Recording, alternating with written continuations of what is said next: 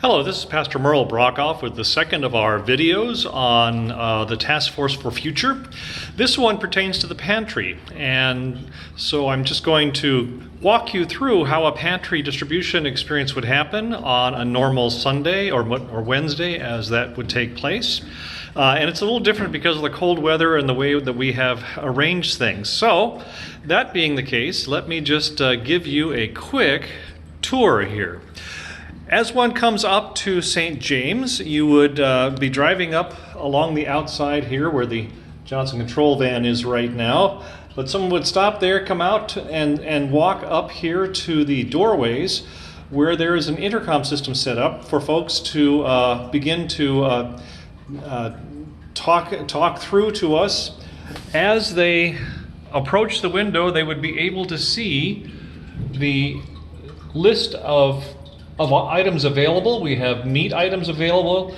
There's also a listing of produce and bread that'll be posted in the windows. So through the glass, then they're able to tell us what it is that they would like to receive this day, and that's the extra pieces along the way. Then that information is given to a runner who takes a slip of paper and begins making her way or his way down here. In this room, the Luther room, you'll see that we have boxes all pre-packed already with the staple items. Here are your chips and your cookies and your canned goods and all those things prepared and set up for the number of folks in the family. That box will be pulled then, and then the runner will make their way over to the meat department where we have everything all labeled up here to receive the meat that they can use for that day. If you don't find the meat in this freezer, well then we have more freezers to work with. So making our way down through the atrium here,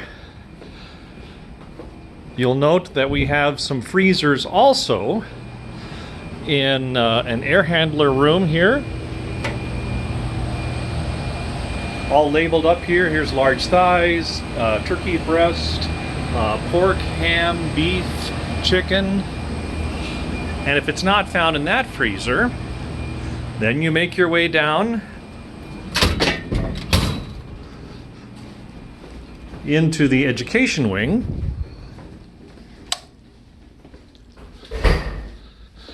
Part of the education wing is, of course, set up for our project group folks. That's in this room, and you can see their tables and their working space. Across the hall here is the storage space for their cloth and for the squares that they have cut out. And the rest of the education wing is pretty much dependent now or dedicated to the pantry. So you'll see lots and lots of boxes here of canned goods. We have more freezers.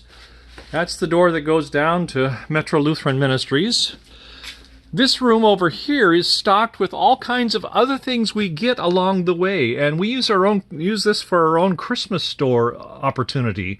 So whatever it is that Target or that Walmart can't sell or that has come back and unboxed, we get it to distribute in that fashion.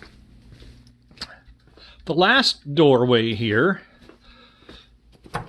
is the cold storage room, which is where you'll find our refrigeration, and it is quite refrigerated in here because it's about 47 with this time of year.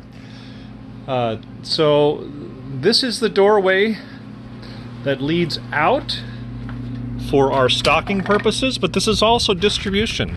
So they would have received their done their order up there, and they drive down here, and we have a table set up outside, and we set the box out here for food pickup, all prepared for them.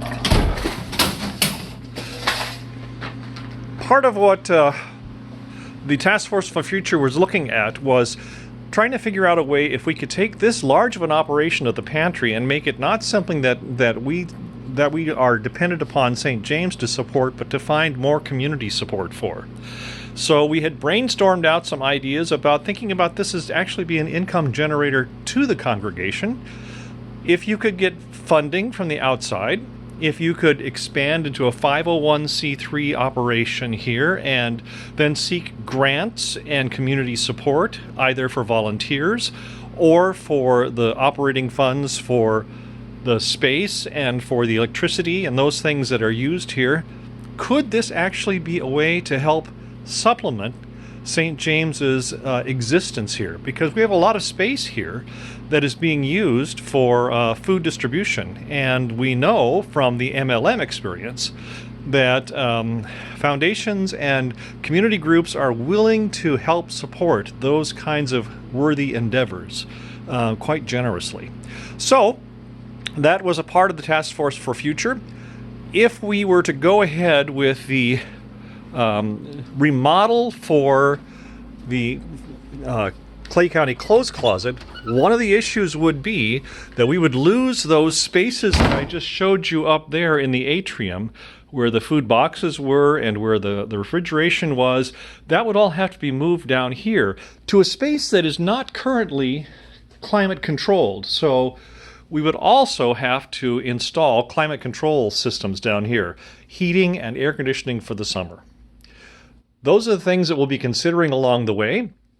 And we wanted you just to have a good tour of this so that you could have in mind the things that would be happening at St. James if we were to move forward with some of these Task Force for Future recommendations. Thanks for joining me. Bye.